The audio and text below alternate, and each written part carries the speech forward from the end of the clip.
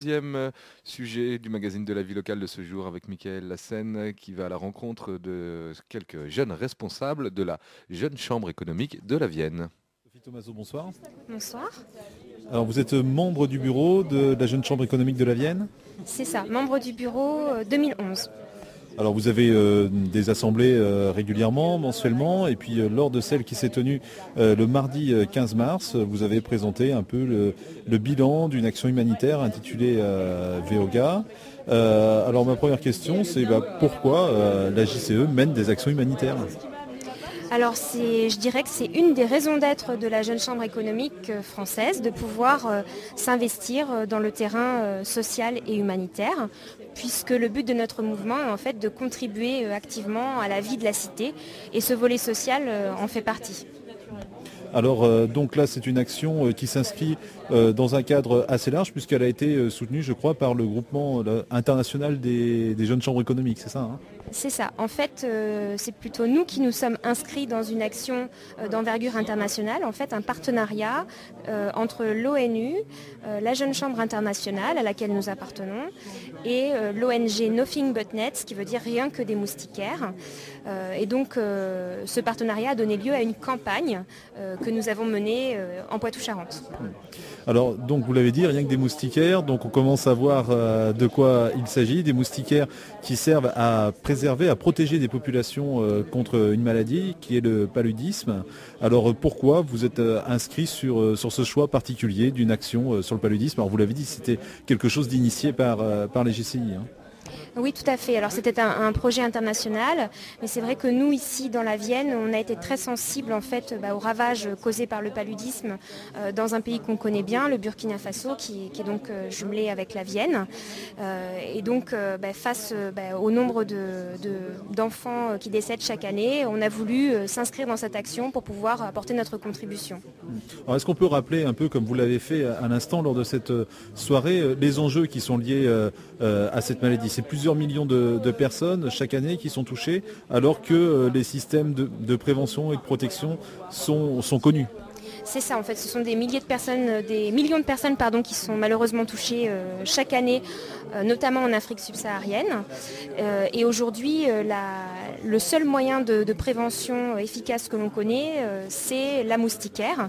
Malheureusement, ce que l'on sait, c'est que tout d'abord, toutes les familles n'ont pas à disposition cette moustiquaire dans ces pays-là. Et d'autre part, les moustiquaires ne sont pas toujours bien utilisées. Donc un double enjeu, doter les familles de moustiquaires et puis avoir aussi un dispositif d'éducation et de sensibilisation à leur utilisation. Alors rappelons aussi peut-être que cette maladie est particulièrement nocive pour les jeunes enfants. Oui, c'est ça. En fait, malheureusement, cette maladie est la première cause de mortalité chez les jeunes enfants de moins de 5 ans dans ces pays. Alors pour sensibiliser, il y a une sensibilisation locale avec les populations et puis peut-être une sensibilisation internationale pour engager les personnes à agir pour protéger les populations qui sont touchées par ces maladies.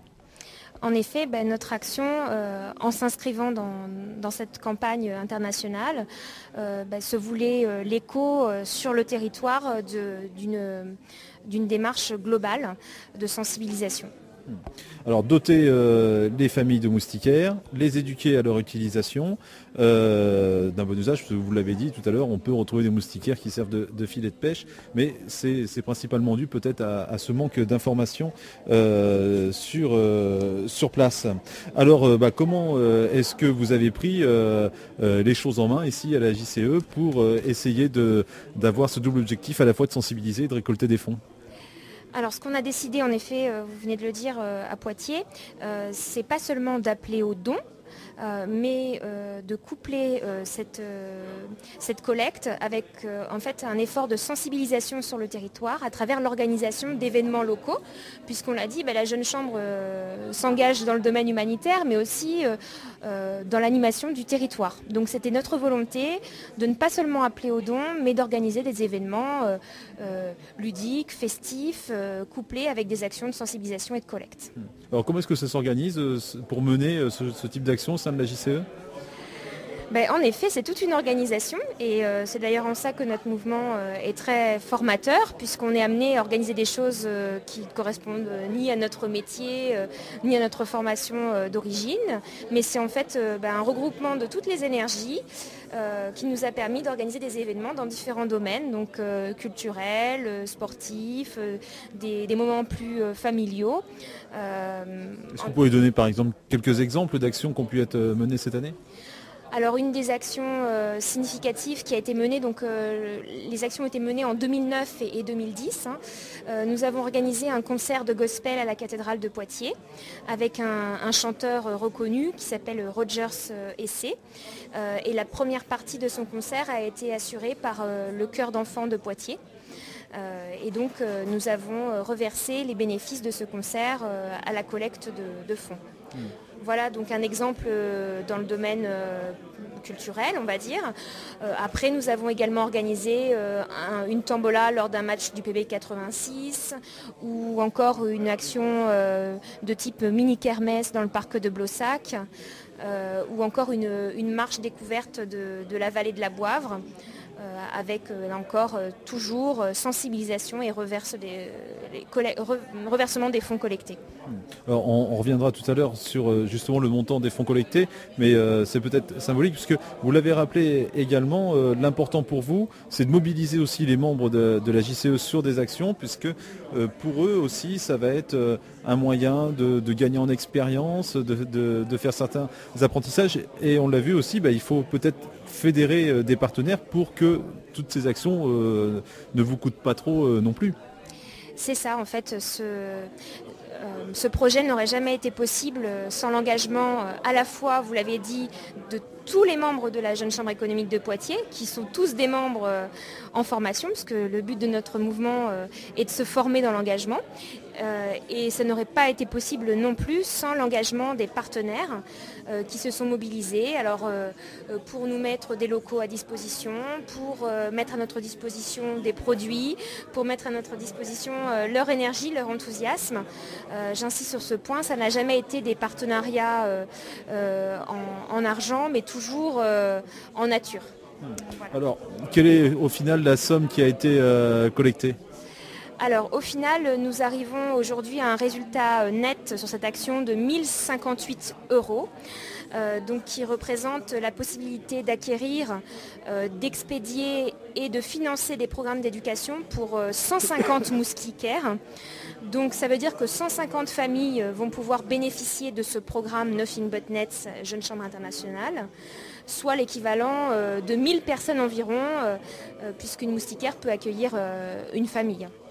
Donc au-delà de la somme qui n'est pas en soi impressionnante, mais dès qu'on parle de personnes protégées, au final, plus de 1000 personnes qui sont protégées grâce à vos actions, on mesure le bilan, je dirais, humain de ce type d'action.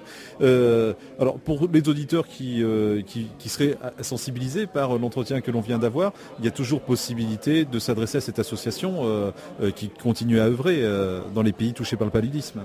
Tout à fait. Pour être tout à fait honnête, il y a de nombreuses associations qui œuvrent dans ce domaine du paludisme. Ceux qui nous écoutent peuvent se rendre sur Internet sur le site de Nothing But Nets. Je l'ai dit, voilà, il y a de nombreuses associations qui interviennent.